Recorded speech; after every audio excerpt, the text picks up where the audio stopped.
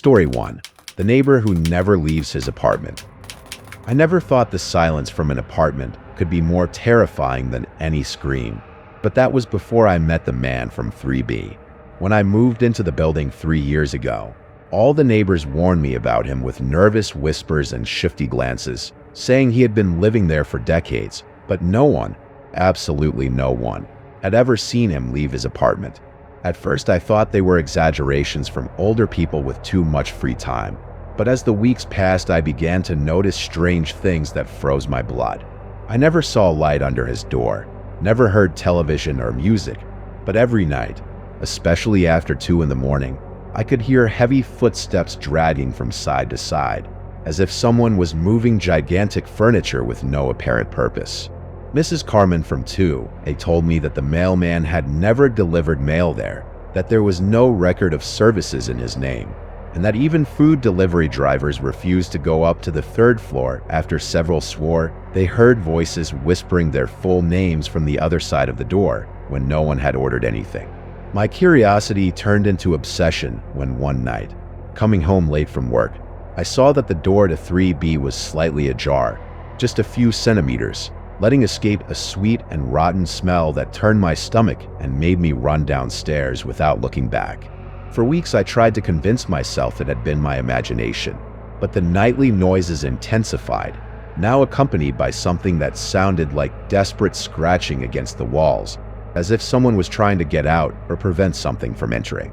The last straw was when little Anna from the 1st floor disappeared one afternoon while playing in the hallway, and although they found her hours later hiding in the basement, she babbled incoherently about a pale man who had taken her to see his friends and who had shown her the boxes where they keep those who misbehave. That night, I made the stupidest decision of my life. I went up to the 3rd floor with my heart beating so hard I thought it would burst out of my chest, and knocked on the door of 3B with trembling knuckles. The silence that followed was so deep I could hear my own ragged breathing. But then it began. First a dry knock from inside, then another, and another, as if several people were responding from different points in the apartment, each knock louder than the previous one, creating a maddening rhythm that drilled into my ears. My body froze when I felt the unmistakable sensation of being watched, not from one peephole, but from multiple points, as if there were several eyes studying every movement I made, analyzing my fear, savoring my terror. The knock stopped abruptly, and I heard footsteps approaching the door, not the heavy dragging steps from before, but several pairs of bare feet moving in unison, like a macabre dance coordinated with supernatural precision. The handle began to turn slowly while I remained nailed to the floor, unable to move, watching as that door opened centimeter by centimeter, revealing a darkness so dense it seemed solid, and from that blackness emerged first one pale hand like wax, then another, and another, all extended toward me with long bony fingers that trembled slightly, as if inviting me to enter. When I finally managed to move my legs and ran to my apartment, I could hear multiple laughter following me down the hallway. Not one but several voices laughing at the same time, some high-pitched like children's, others deep and guttural, all repeating my name over and over until I managed to close my door with locks and barricade. The next day, I found a note under my door written in red ink that simply said, "Thanks for visiting us. Anna told us a lot about you." And although I moved that same week, I still wake up some nights hearing those dragging footsteps and that multiple laughter, because now I know that the man from 3B was never alone, and that all those neighbors who moved away in recent years are still there, waiting in the darkness for someone else to knock on their door. Story 2. The neighbor who watches you while you sleep. The first time I saw the prints on my window, I thought it had been a stray cat or maybe a large bird. But when I got closer to clean them, I felt a chill run down my entire spine when I realized they were human handprints, long fingers and wide palms pressed against the glass from outside, as if someone had been there for hours observing the interior of my room. I live on the 2nd floor of an old house in a quiet neighborhood where everyone has known each other for decades, and the idea that someone could climb up to my window without being seen seemed impossible, especially since there are no trees nearby or any structure that would facilitate access. just a small garden with flowers that my grandmother had planted years before. For a week, I tried to convince myself it had been my imagination or maybe some teenage prank, but the prince appeared every morning, always in the same place, always in the same position, as if the same person returned night after night at the same time to spy on me while I slept. Paranoia began to consume me. I stopped opening the curtains during the day, installed additional locks on all the windows, and began sleeping with the light on. But none of that stopped the nightly visits from my mysterious stalker. That was when I decided to install a hidden camera pointing toward the window, a small security camera with night vision that I connected to my phone to monitor in real time any suspicious activity. The first night, nothing happened. The second night either, and I was starting to think that my presence had scared away the intruder when, at 3:15 in the morning of the third night, my phone app woke me with a motion detected alert. With trembling hands, I opened the app, and what I saw left me breathless. There he was, a middle-aged man in dark clothes with a grotesque smile that stretched from ear to ear, pressing his face against my window, while his eyes shone with an unnatural intensity under the infrared light of the camera. The most disturbing thing was that he seemed to be aware that I was recording him, because he looked directly at the camera while moving his lips silently, forming my name over and over, as if it were a prayer or spell he had been repeating for weeks. My blood froze when I realized I knew that face. It was Eduardo, the man who lived in the blue house 2 streets down, a discreet and apparently harmless neighbor who always greeted me politely when we crossed paths at the supermarket, but who now looked completely different under the green light of the night camera, with that demented smile and those eyes that seemed to have lost all humanity.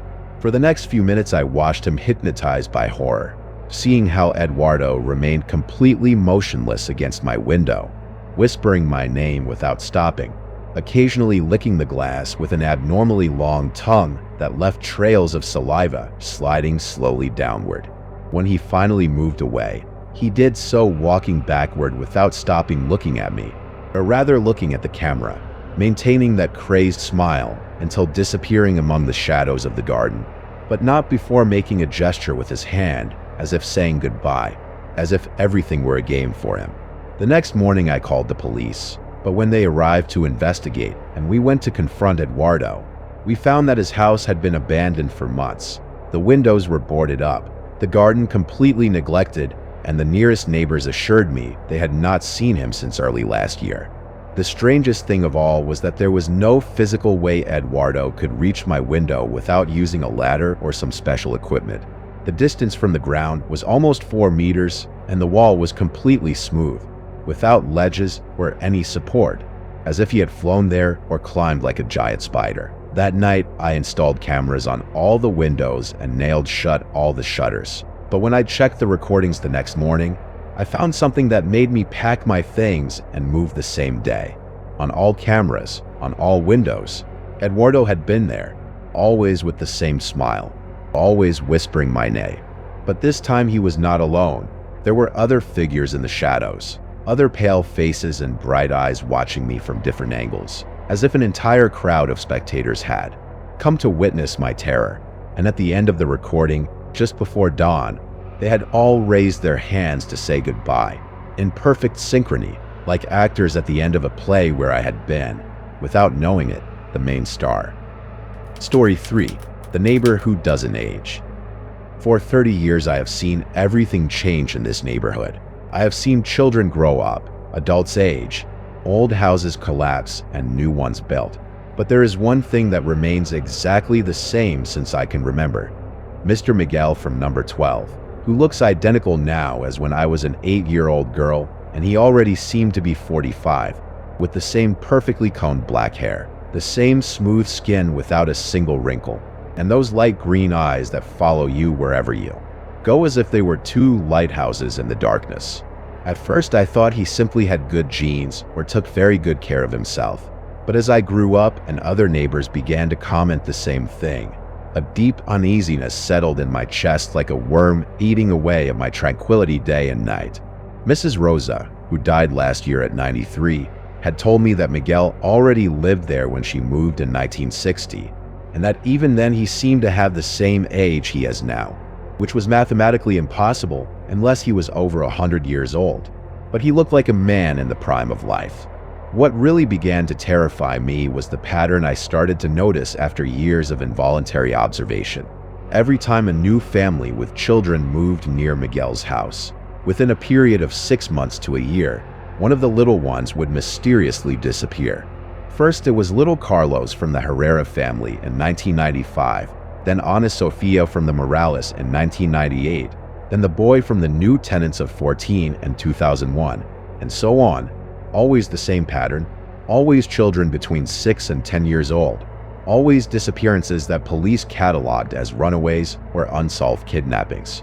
But I was beginning to see the connection that no one else wanted to recognize. My terror multiplied exponentially when, after my divorce, I was forced to move right across the street to number 11, directly facing Miguel's window, where I could see him day and night sitting in his red velvet armchair, always reading the same old book, occasionally looking up to smile at me with a courtesy that turned my stomach. The first week after moving, I found a gift at my door, a small box wrapped in very old golden paper, the type that hasn't been used for decades, with my name written by hand in elegant and perfect calligraphy that seemed made with a fountain pen. Inside was a silver brooch with a green stone that shone with its own light, beautiful but disturbing, accompanied by a card that said, "For my new neighbor, I hope we enjoy a long friendship." Every week a new gift appeared. A pearl necklace that felt ice cold to the touch, a bracelet with strange charms that jingled alone during the night, a music box that played a melody that seemed familiar but I couldn't place, and that made me dream of children singing in a circle around a fire that never went out. The gifts always arrived during the night, always wrapped in that old paper, always with my name written in that perfect calligraphy that never varied a millimeter, as if it had been written by a machine or by someone who had practiced writing my name for decades until perfecting each stroke. One night, I gathered courage and decided to stay awake to see who left the gifts. I hid behind the living room curtains with a perfect view toward my front door, but when 3 in the morning arrived and I saw Miguel's silhouette approaching, he wasn't walking like a normal person. He was sliding over the ground without moving his legs, floating a few centimeters above the pavement, and his eyes glowed in the darkness with that same green light from the stones in his gifts. What terrified me most was that when he left the box and turned around to return to his house, he looked directly at me through the window and smiled. Not a normal smile, but something that extended too wide for a human face, showing teeth that seemed too sharp and numerous, and he raised a hand to greet me, as if we were old friends. The last gift I received before fleeing that house was different from all the previous ones. It was a very old sepia photograph showing Miguel exactly as he looks now, but standing next to a row of children dressed in clothes from the early last century, all smiling, but with that same empty and lost look I had seen in Anna's eyes when they found her in the basement. On the back of the photograph, with the same perfect calligraphy as always, there was a date, 1923, and a phrase that froze my blood. My little friends never abandoned me, and I never forget them. And when I examined more closely the faces of the children in the photo, I recognized the faces of all the little ones who had disappeared in the neighborhood during the last 30 years, exactly the same, without having aged a single day. Story 4. The neighbor who imitates everyone. At first I thought Ricardo was the kindest neighbor I had had in years. He always greeted me with a genuine smile when we crossed paths in the hallway, offered to help me with grocery bags, and spoke with that soft and reassuring voice that makes you feel like you're the only important person in the world. But everything changed the night I heard my son Mateo screaming from the hallway asking for help with a desperation that broke my soul. I ran to the door with my heart racing, opened it wide expecting to find my little one hurt or in danger, but what I saw left me paralyzed with terror. There was Ricardo, standing in the hallway with his usual smile, but from his mouth came the exact voice of Mateo, not a crude imitation, but my 8-year-old son's identical voice, with the same intonation, the same timbre, the same inflections I had heard thousands of times, screaming, "Mommy, help me. I can't get out. It's very dark in here." Ricardo's expression didn't change a bit while my son's voice came from his throat. He kept smiling at me with that forced kindness while his lips moved, forming words with the wrong voice, creating a dissonance so disturbing that I felt instant nausea and dizziness that almost made me fall. Without saying a word, I slammed the door shut and ran to Mateo's room, where I found him sleeping deeply in his bed, snoring softly like any child his age, completely oblivious to the horror I had just witnessed in the hallway. For hours I sat next to his bed, watching his calm breathing and wondering if it hadn't been a particularly vivid nightmare. But the next day, Mrs. Elena from the apartment downstairs told me something that confirmed my experience had been horribly real. She explained with a trembling voice that the night before she had heard her deceased husband's voice calling her from the hallway, telling her to come back with him, that she no longer had to be alone. And when she opened the door expecting to find her beloved Jose's ghost, she saw Ricardo standing there, smiling, but speaking with her dead husband's exact voice, knowing intimate details of their relationship that no one else could know. The following days became a collective nightmare when more neighbors began reporting similar experiences. The third-floor family heard their deceased parents' voices calling them from the hallway. The young student on the second floor heard his girlfriend breaking up with him, using words she had never said. And the elderly couple on the first floor heard the voices of all their adult children saying goodbye forever. All those voices coming from Ricardo's throat, who appeared every night in the hallway with different disturbing messages for each tenant. The most chilling thing was that Ricardo seemed to know exactly what to say to hurt each person most deeply. He knew family secrets, hidden fears, past traumas that no one had ever shared, as if he had direct access to our minds and could extract our most painful memories to use them against us. The situation became unbearable when the voices began describing in real time what each of us was doing inside our apartments. With Mateo's voice, Ricardo told me, "Mommy, I know you're crying in the bathroom." With Jose's voice, he told Elena, "My love, I see you're sewing that shirt I liked so much." And with the student's mother's voice, he whispered from the hallway, "Son, stop crying for that girl who's not worth it." It was as if Ricardo had eyes inside our homes, as if he could see through walls and observe every movement, every tear, every moment of weakness, to then use it as emotional ammunition during his nightly appearances. One night, armed with courage and desperation, I decided to confront him directly.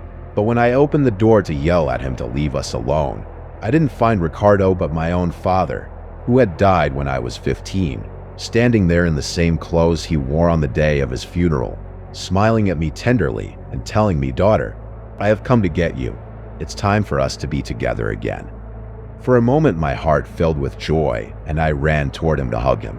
But when my arms surrounded that figure, I felt the texture of Ricardo's clothes, smelled his cheap cologne, and when I looked up I saw my father's face melting like wax until revealing Ricardo's face underneath, smiling with malice while continuing to speak with my dead father's tender voice. That was the last straw. The next day, all tenants met to demand the administrator evict Ricardo. But when we went to his apartment, we discovered it had been empty for months, without furniture, without connected services, without any evidence that anyone had lived there recently. And the most disturbing thing of all was that on the walls there were hundreds of old voice recorders, all working, all playing fragments of conversations from all the building's tenants, recordings that went back years, long before Ricardo first appeared, as if he had been collecting our voices for decades, studying them, perfecting his imitations until making them indistinguishable from the originals, preparing for the perfect moment to use them against us and turn our home into his personal theater of psychological horror. Story 5. The Neighbor from the Top Floor. I had never realized how unnatural it was to live in complete darkness until I moved into the building and began obsessively observing the top floor apartment, a unit with enormous windows facing west that should have been bathed in golden light every sunset, but that remained black as deep wells 24 hours a day, as if sunlight simply refused to enter there or was absorbed by something hungry living in those perpetual shadows. The other neighbors spoke in whispers about the tenant upstairs, a man they simply called the one from the top floor, because no one remembered his real name, and everyone agreed they had only seen him leave after the sun set, always dressed in a long dark coat that dragged on the ground, walking with steps so silent he seemed to float over the pavement. Curiosity began as a mental itch I couldn't scratch, especially when I realized that during the day, when the sun should be directly illuminating his apartment, the darkness from his windows was so dense it seemed solid, as if he had painted the glass with tar or covered every opening with black velvet. But even stranger was that artificial light was never visible either, not even the bluish glow of a television or the yellowish brightness of a lamp. For weeks I tried to ignore my sick fascination with the apartment above, but every time I went out to the balcony to get fresh morning air, my eyes inevitably went to those dead windows, hoping to see even a movement of curtains or the flash of a reflective surface, any evidence of normal life in that dome of darkness that seemed to suck light from the rest of the building. It was during one of these morning observation sessions that I noticed something that made me stagger backward in horror. In one of the top floor windows, there was a dark shape pressed against the glass, a silhouette that looked disturbingly like a person crouched in fetal position, completely motionless, and when I squinted to see better, the shape moved slightly, as if recognizing it was being observed. My heart began beating so hard I could hear it in my ears as I ran up the stairs, driven by a toxic mixture of terror and curiosity that consumed me from within like acid dissolving my common sense. When I reached the top floor, the hallway was submerged in a penumbra that had no logical explanation, considering there were windows at both ends that should have been letting in natural light. But the darkness up there was thick and sticky, as if it were a living being that fed on luminosity and transformed it into pure shadow. I approached the apartment door with hesitant steps, noticing there was no doorbell, no number, no nameplate, just a wooden surface so dark it seemed to absorb the little available light. And when I finally gathered the courage to crouch down and look through the keyhole, what I saw on the other side stole my breath and made me fall backward in a paroxysm of absolute terror. Instead of seeing the normal interior of an apartment, or even the darkness I expected, I found myself face to face with an eye, but not a normal human eye, but something completely alien. A vertical pupil like that of a snake or cat, but the size of a coin, surrounded by an iris that constantly changed color, going from green to gold to blood red. And the most disturbing thing was that I was looking directly at me, not with the surprise of someone who had just discovered a spy, but with the calculated patience of a predator who had been waiting for exactly this moment. The eye didn't blink once during the eternal seconds we remained looking at each other, and I could swear I saw a smile reflecting in that vertical pupil. As if the owner of that unnatural, I was immensely enjoying my terror, savoring every drop of my fear, as if it were aged wine he had been saving for a special occasion. I ran downstairs with my legs trembling violently, stumbling several times, but not stopping until reaching my apartment, where I closed the door with double locks and dragged my sofa to block the entrance. But relief lasted very little because the next day, when I returned from work, I found a note slipped under my door, written in ink that seemed to move on the paper as if it were alive, and that said simply, "I can see you too," with handwriting so perfect it seemed printed, but that gave off a metallic smell that reminded me of the taste of rusty coins. That night, I couldn't sleep. I kept all the lights on and curtains closed, but I could feel that unnatural gaze piercing through walls, floors, ceilings, following me through every room like an invisible laser beam that passed through any physical barrier. And when I finally dared to open a crack in the curtains to look up, there he was, horrid, standing on his balcony completely motionless under the moonlight, a tall and emaciated figure dressed in that coat that now seemed made of liquid shadows, and although I couldn't see his face from that distance, I knew with absolute certainty that those vertical eyes were nailed to mine, that he had been patiently waiting for me to give in to the temptation to look, and when he raised a pale hand to greet me, I knew my life as I knew it had come to an end, because now I was part of his game, his hunt, and there was no place in the world where I could hide from a gaze that could penetrate any obstacle to find me.